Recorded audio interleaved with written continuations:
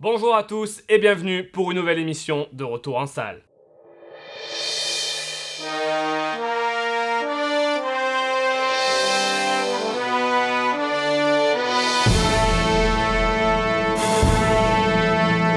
Les Trois Frères, le retour, réalisé et interprété par Les Inconnus, sorti le 12 février dernier dans les salles. Oh mais c'est qui ça, Les Inconnus? Quoi? Pour les plus jeunes d'entre vous, ou pour ceux qui ne regardent pas la télévision et les multi-rediffusions de bêtisiers, de Noël, du Nouvel An, de Pâques et j'en passe, Les Inconnus, c'est ça. Alléluia, alléluia, alléluia, alléluia. Petit rappel, Les Inconnus est un trio comique français composé de Bernard Campan, Didier Bourdon et Pascal Légitimus. C'est dans les années 90 qu'ils devinrent célèbres grâce à leur émission diffusée sur Antenne 2, la TV des Inconnus, émission à sketch qui parodie sans concession et pour la première fois la télévision. Ils se produisent également sur scène en spectacle et ils se lancent donc, en toute logique, en 1995 au cinéma avec le film Les Trois Frères. Et c'est un grand succès. Voilà près de 19 ans que l'on attendait la suite de ce film et les retrouvailles de ce trio comique. L'attente valait-elle le coup ? Didier, Bernard et Pascal, 15 ans après, les frères Latour sont enfin réunis par leur défunte mère. Encore.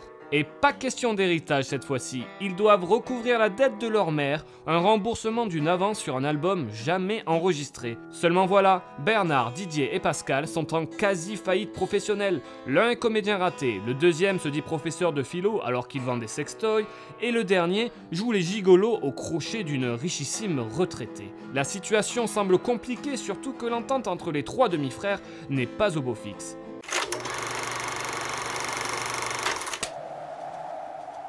Non, s'il vous plaît, me forcez pas à y aller. Ok, c'est bon, j'y vais. Les Trois Frères, le retour est... comment dire, un film... sympathiquement mou. Mou du bide, hein, j'entends. Ah, désolé, j'ai pas mieux. C'est un film gentil, plein de bonnes intentions, et l'on sent que les Inconnus se sont vraiment fait plaisir à se retrouver et à retourner ensemble.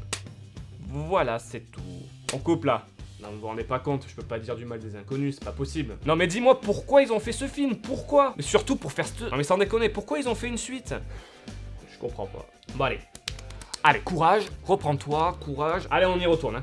Allez, c'est parti. 3, 2, 1. Cette comédie franchouillarde d'1h45 arrive difficilement à nous arracher un rire, même deux. Et l'on se surprend à sourire nerveusement à de vieilles blagues éculées tout en regardant sa montre.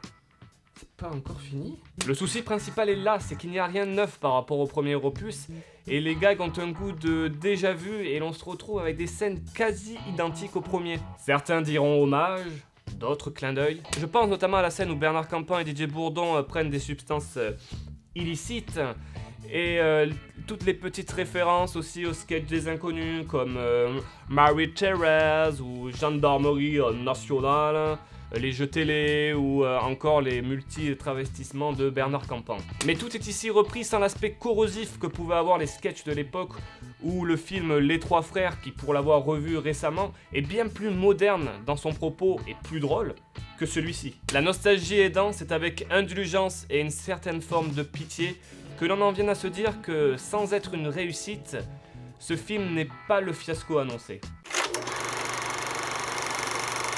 Sans être génial ou à la hauteur du premier, les Trois Frères Latour tirent sur la corde nostalgique pour nous arracher un rire. Le trio comique, bien que sympathique, peine ici à se renouveler et il vous faudra faire preuve de patience et d'indulgence pour pouvoir apprécier à sa juste valeur leur retour.